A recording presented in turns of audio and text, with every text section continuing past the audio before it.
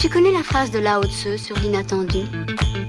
Aveugle, nous suivons le sentier de la vie. Pas de quoi avoir les jetons. De toute façon, on y va tous. C'est la seule chose dont on soit sûr. Le problème, c'est de savoir à quelle vitesse on y va. Quelle bonne surprise! Allez, viens, toi. J'ai hâte de parler. Écoutez, mon vieux, vous auriez pu trouver plus simple. Bonjour à toutes et à tous, vous êtes branchés sur Syllab. On est ravis de passer un moment avec vous. C'est parti pour notre magazine d'actu culturel.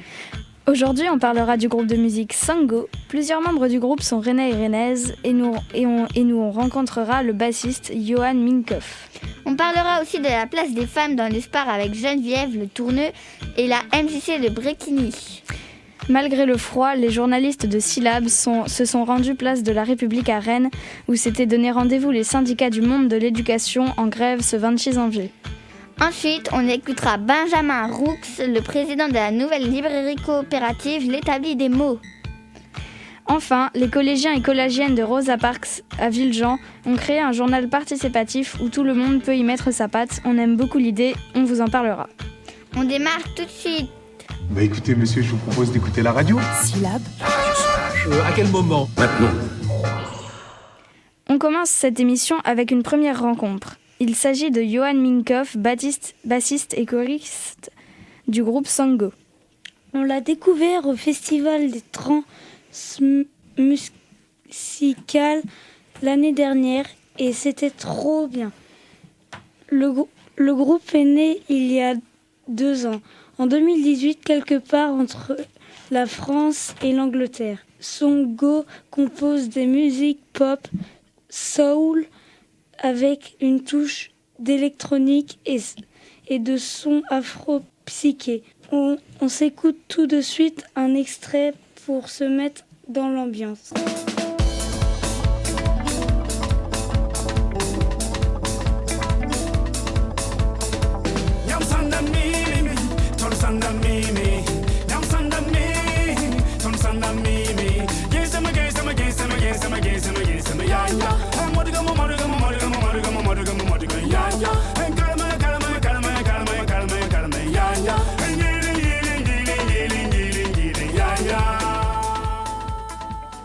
Vous avez aimé? Nous, à Syllab, on adore! Sango, c'est la rencontre de musiciens et musiciennes qui parlent une multitude de langues. La chanteuse Sisanda Miyataza est sud-africaine. Elle chante en anglais et en xhosa, sa langue maternelle. D'autres chansons sont écrites en français et en mouré. Le mouré, c'est la langue maternelle du batteur burkinabé Petit Piment, un brassage linguiste dont va nous parler Johan Minkoff. Il y avait en tout cas un objectif de créer un groupe international, d'aller voir un petit peu plus loin que ce qu'on a l'habitude de faire, et ce que nous propose le réseau un peu habituel qu'on a. Et de voir comment on peut faire se frotter, se rencontrer différentes cultures. Parce que là, il y a vraiment différentes cultures, différentes langues et différentes approches de la musique et pas que. Merci pour cette belle présentation qui nous donne envie d'aller voir en concert enfin. Quand ce sera possible? Alors, ce sera quoi, maître? Syllab, Radio Sauvage. Alléluia, enfin! On enchaîne tout de suite avec notre deuxième sujet du jour. Nous allons maintenant parler de la place des femmes dans le sport. On le sait, malheureusement, les inégalités entre les femmes et les hommes sont partout, dans l'espace public comme dans l'espace privé. On observe des inégalités dans tous les temps de la vie quotidienne. Et ces inégalités, eh bien, on les retrouve aussi dans le milieu du sport. Et à preuve, avec les paroles récoltées lors d'un micro-trottoir réalisé sur le quartier à Bréquigny, à Rennes. Qu'est-ce que t'en penses, toi, que les filles jouent au foot? Bah c'est pas grave, ils jouent. Ils peuvent jouer tout comme les garçons. Quel est leur niveau de jeu pour toi? Tout niveau comme les garçons. Tu trouves qu'elles jouent aussi bien que les garçons? Pareil.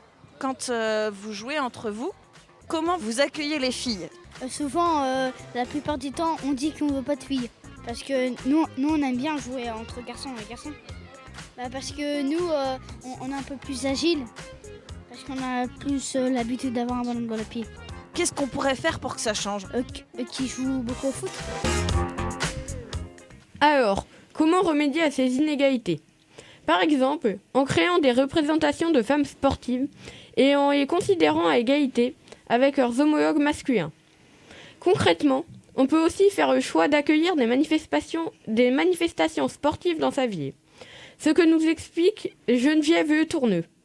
C'est vrai que l'accueil de la Coupe du monde de foot féminin est vraiment un bon vecteur parce que c'est important de pouvoir se projeter dans des modèles et cet accueil il est important parce que finalement c'est susceptible d'ouvrir le champ des possibles pour des petites filles qui se disent mais en fait oui c'est possible, c'est chouette, c'est une fête, c'est du sport.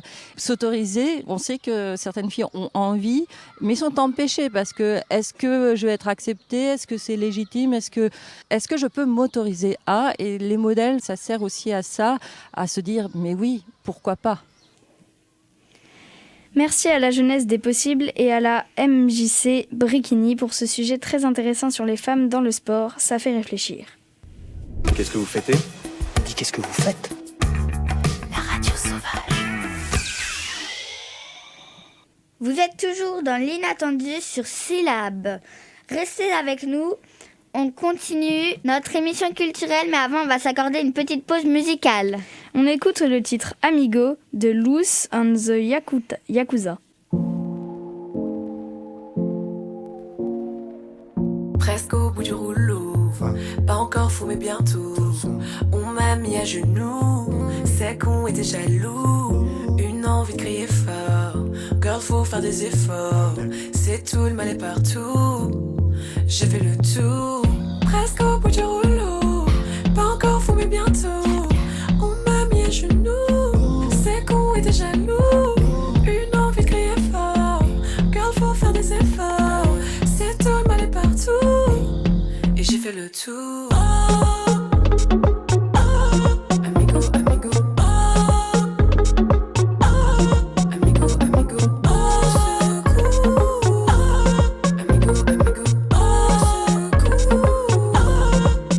Pas de cadeau. On me dit que ça va, que tout est à l'endroit.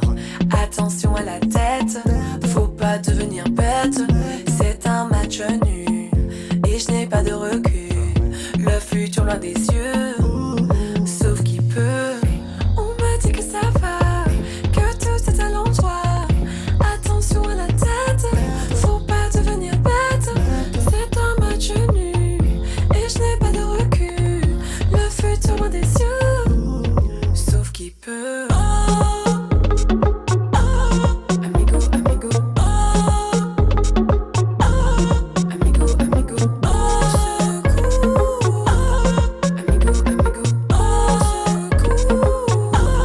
la vie ne fait pas de cadeaux. Ils sont cachés derrière des murs. Ils pénètrent ton esprit et doucement te murmurent. Lâche-toi, laisse-moi, lèche ça. Et tu plonges la tête la première dans le vice. Et ça évolue de pire en pire. Oublions tout, oublions-nous. La vie nous a rendus fous. Solo.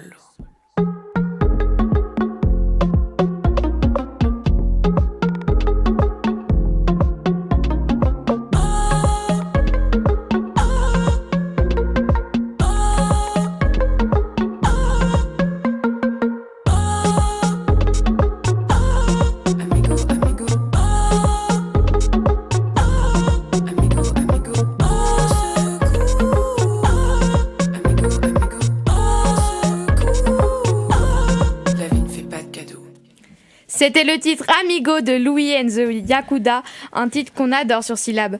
Toujours à l'écoute de votre magazine d'actualité sur Syllab. On enchaîne tout de suite avec un troisième sujet. On va venir sur la mobilisation contre les mesures prises à l'encontre du milieu de l'éducation.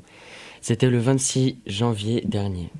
Tout à fait, je me suis rendue place de la République à Rennes sous la pluie pour couvrir la manifestation qui rassemblait le personnel enseignant et le personnel éducatif, mais aussi les étudiants et des étudiantes mobilisés derrière le hashtag étudiant fantôme. Célia, étudiante en droit en 2e année à l'université de Rennes, nous a expliqué pourquoi elle était présente à cette manifestation. Je suis venue parce que je trouve que les étudiants ne sont pas écoutés, que les politiques publiques nous invisibilisent et que y a du décrochage scolaire et que ça me touche personnellement. Donc puisque j'ai envie d'avoir un avenir, je manifeste pour qu'on puisse tous et toutes nous écouter. J'ai demandé à Célia comment se passait sa vie d'étudiante en ce moment et à quelles difficultés est-elle confrontée. Mes cours sont maintenus, tout est en distanciel et c'est difficile de se concentrer devant un écran d'ordinateur avec des professeurs qui déblatèrent sur des choses qu'on ne comprend pas forcément. Donc c'est un peu compliqué, puis des fois il y a des problèmes de réseau, des problèmes d'ordi, mais quand même tout est maintenu, donc les examens sont bien là, donc il faut s'accrocher. Célia m'a aussi confié les solutions qui, d'après elle, pourraient faciliter la vie aux étudiants et étudiantes qui se trouvent en grande difficulté pendant la crise sanitaire. Pour les cours, du coup, dans l'idéal, ce serait bien que tout soit en présentiel, mais si c'est pas possible, au moins les TD, ou alors de manière hybride, histoire qu'on puisse avoir un contact social aussi avec les gens qui nous entourent. Pour la cuisine, je préfère même pas en parler tellement c'est la catastrophe, parce que c'est pas motivant, surtout quand moi j'habite dans un studio, du coup je tourne en rond quoi, et je n'ai pas forcément envie ni d'aller m'asseoir sur mon bureau qui est aussi ma table à manger, ni de cuisiner du coup parce que c'est tout petit. Merci Célia d'avoir voulu répondre lors de ce micro-trottoir. On espère que cela a sensibilisé au problème de précarité des étudiants et étudiantes en France. Un problème qui est malheureusement bien réel. Là, je sais que je suis en train de rêver. C'est la première fois que vous avez ce genre d'hallucination. Et on continue cette émission avec la découverte d'un super projet. Il s'agit de l'ouverture récente d'une toute nouvelle librairie, si je ne me trompe pas. Tout à fait. Cette nouvelle librairie s'appelle l'Établi des mots. Elle a ouvert ses portes au tout début du mois de septembre et elle est située dans le quartier du Blône, à Rennes. C'est une librairie coopérative, ça veut dire que chacun et chacune peut contribuer au développement du lieu. Et c'est quoi le but de ce projet exactement ? Eh bien, le but, c'est de tisser du lien entre les habitants et les habitantes du quartier par le biais du livre et de la culture. L'autre grande idée du projet, c'est d'amener le livre là où on ne l'attend pas, de créer de la surprise et de susciter une envie de la lecture. Et comment est-ce qu'on s'y prend alors ? Écoutez bien, Benjamin Rousse nous a confié sa recette magique. Il y a l'idée de faire venir et faire rentrer le plus grand nombre. Donc c'est rappeler qu'une librairie, bien sûr qu'on achète des livres et qu'on dépense des sous, mais c'est aussi un espace où on vient faire des ateliers, où on peut venir feuilleter des livres, douter de l'acheter maintenant et repartir sans acheter quelque chose, ça c'est vraiment important. Et après ça va être vraiment l'aller vers, dans le sens où on va investir dans un second temps sur un triporteur qui nous permettra d'aller dans des bas de tour, dans des événements, sur le marché du Blône, déplacer cette librairie en delà de ces 4 murs. Et enfin, il y a tout un travail de bouche à oreille qu'il va falloir mettre en place pour différencier aussi, parce que c'est pas forcément évident pour les gens ce qu'est une librairie et ce qu'est une bibliothèque, ce qu'est un espace de vente de livres d'occasion, etc. Donc montrer qu'il y a une écologie autour du livre. On remercie Benjamin Roux pour avoir répondu à nos micros et pour visiter cette librairie. Une seule adresse, rendez-vous au Petit Blonseur, 15 avenue de Pologne. Qu'est-ce que tu veux plus que tout au monde? La radio sauvage, c'est du tout cul. Merci pour tout. Ni repris, ni échangé, ni remboursé. C'est déjà la fin de cette émission, restez avec nous sur les ondes de Syllab. Toute équipe de la radio vous prépare une surprise à ne pas manquer. Un grand merci à Manon pour la technique. Et quant à nous, on se retrouve la semaine prochaine, même jour, même heure. D'ici là, prenez soin de vous. À bientôt. Les mecs, prêts à lâcher les chiens? La radio sauvage. Ah ben, ça je peux vous dire que ça fait plaisir. Ah, super.